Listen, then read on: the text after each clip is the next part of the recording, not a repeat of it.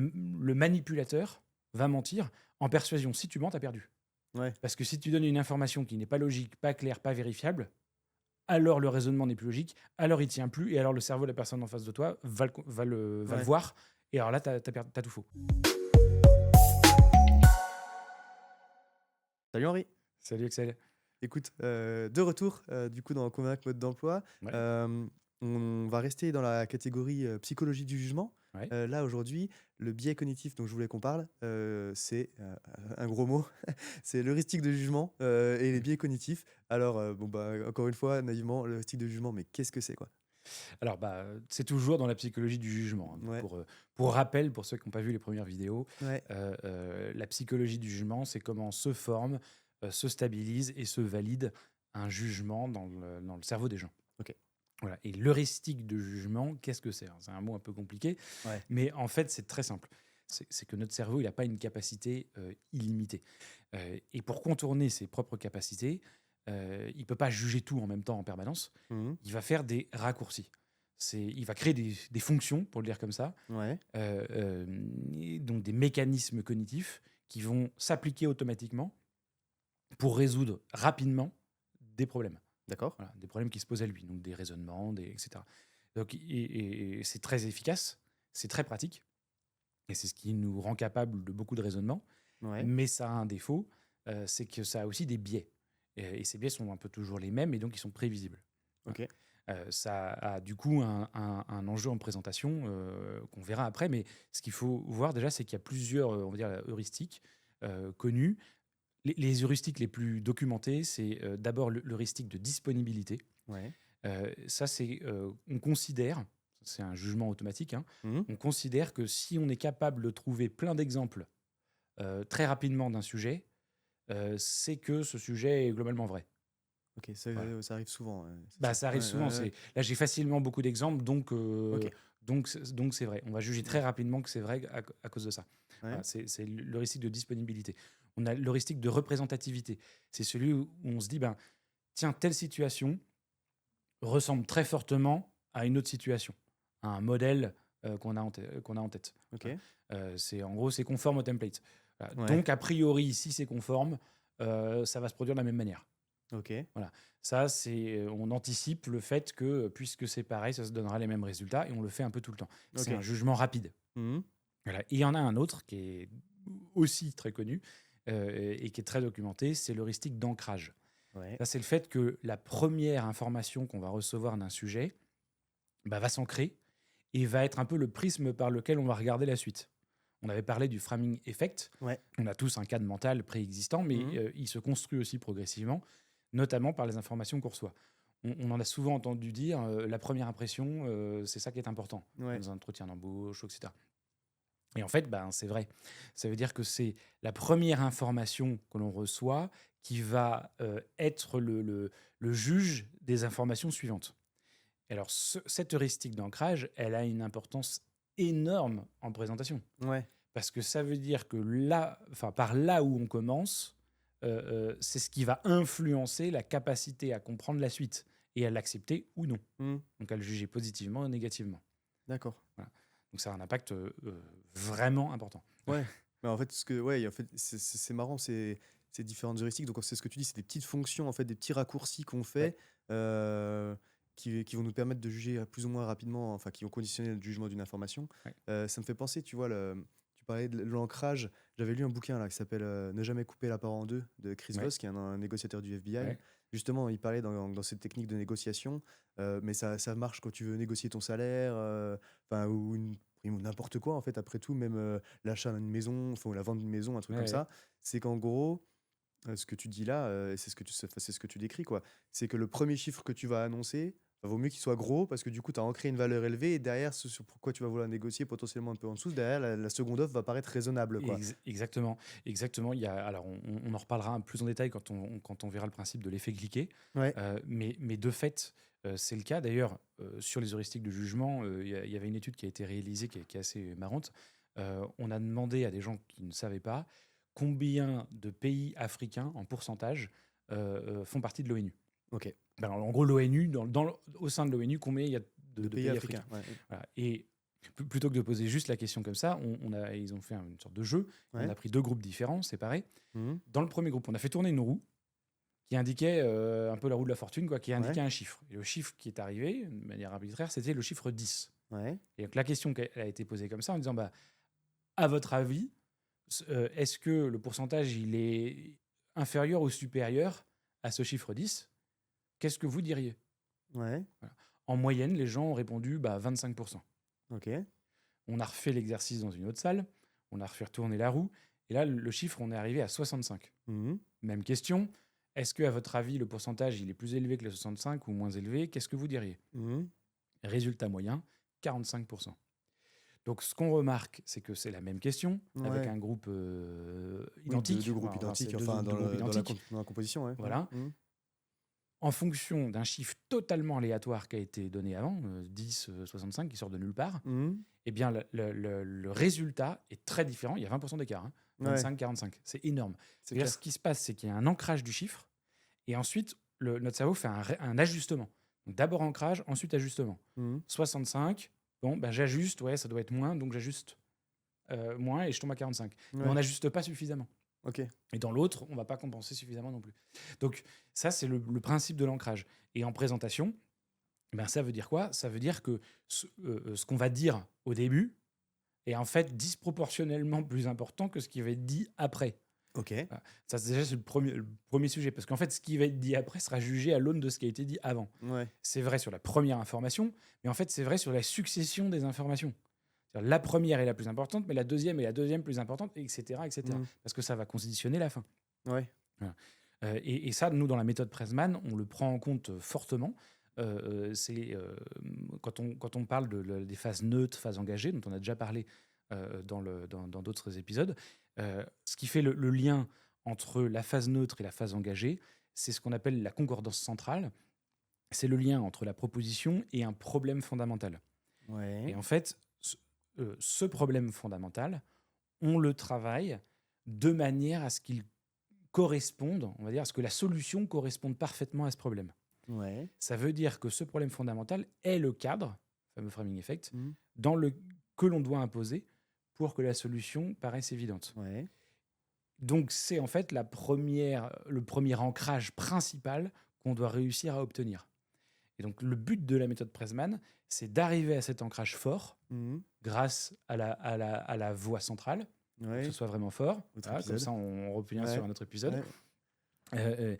Réussir à l'ancrer en faisant plusieurs ancrages successifs, petit ancrage, puis un peu plus grand, puis un peu plus grand, puis un peu plus grand, qui arrive à l'ancrage, entre guillemets, final, qui est celui du problème fondamental.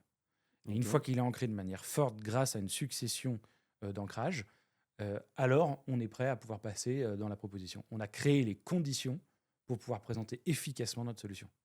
Voilà comment on va se servir de cette technique dans la méthode Pressman. OK. Ouais, c'est ça, c'est encore une fois, c'est des mécanismes, des raccourcis, des biais cognitifs, en Oui. fait, qu'il faut connaître, qu'il faut comprendre pour pouvoir exploiter comme il faut la façon dont on va présenter des informations.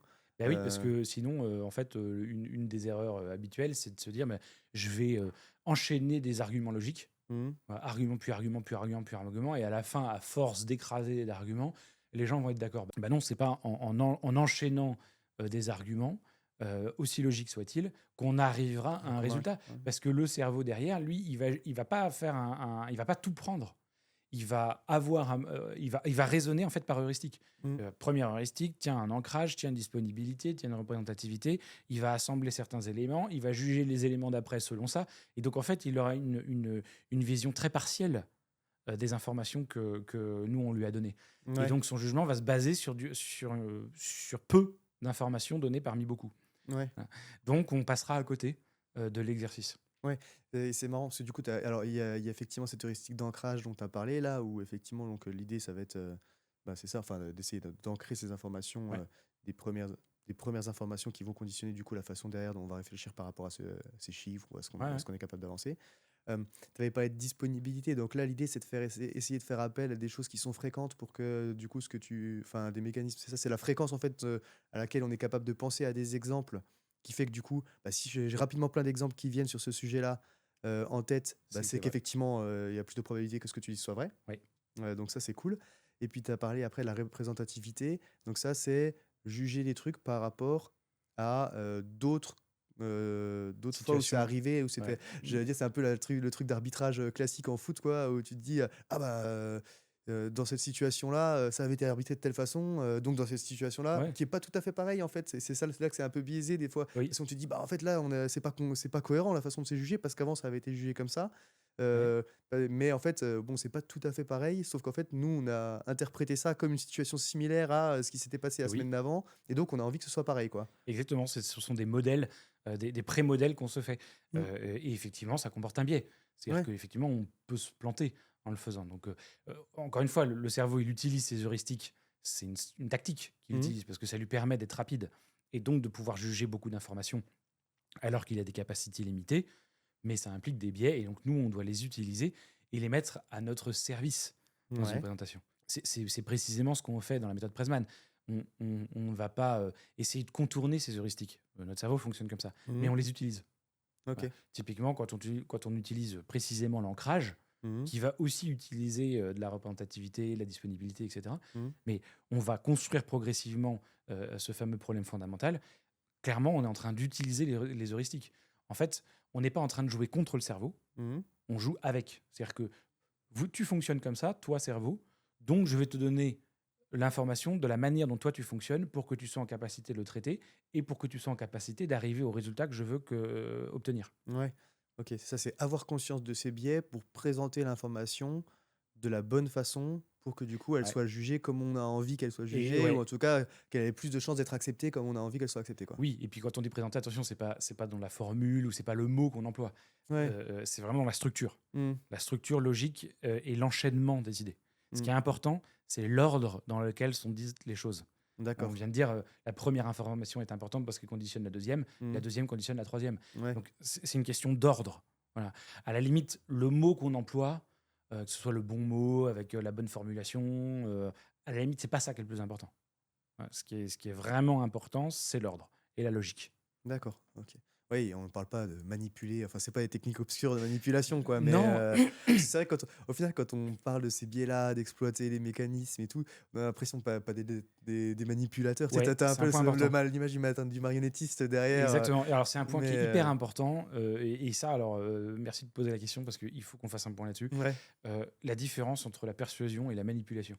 OK. C'est vraiment deux choses distinctes. En fait, ce qui rapproche les deux, on va dire, c'est l'objectif final. L'objectif final, c'est d'avoir une adhésion. Ouais.